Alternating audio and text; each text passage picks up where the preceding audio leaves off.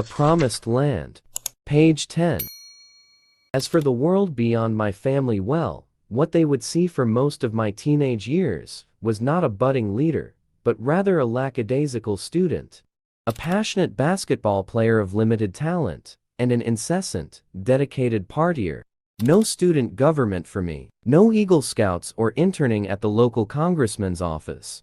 Through high school, my friends and I didn't discuss much, beyond sports, girls, music, and plans for getting loaded. Three of these guys, Bobby Titcomb, Greg Orm, and Mike Ramos, remain some of my closest friends. To this day, we can laugh for hours over stories of our misspent youth. In later years, they would throw themselves into my campaigns with a loyalty, for which I will always be grateful, becoming as skilled at defending my record as anyone on MSNBC.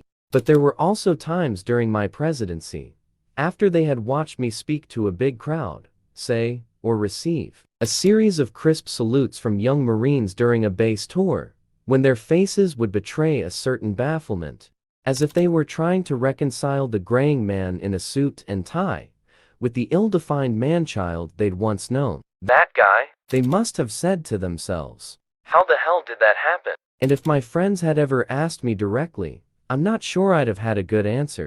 I do know that sometime in high school, I started asking questions about my father's absence and my mother's choices, about how it was I'd come to live in a place where few people looked like me. A lot of the questions centered on race. Why did blacks play professional basketball but not coach it? What did that girl from school mean when she said she didn't think of me as black? Why were all the black men in action movies switchblade wielding lunatics except for maybe the one decent black guy, the sidekick, of course, who always seemed to end up getting killed?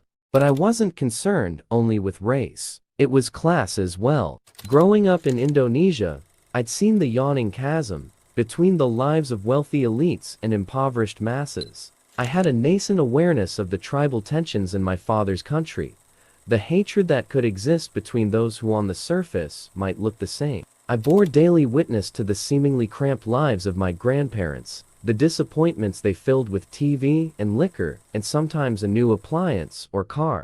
That's the end of page 10. Please press the next button, or press the next end screen on the right side of the screen for page 11.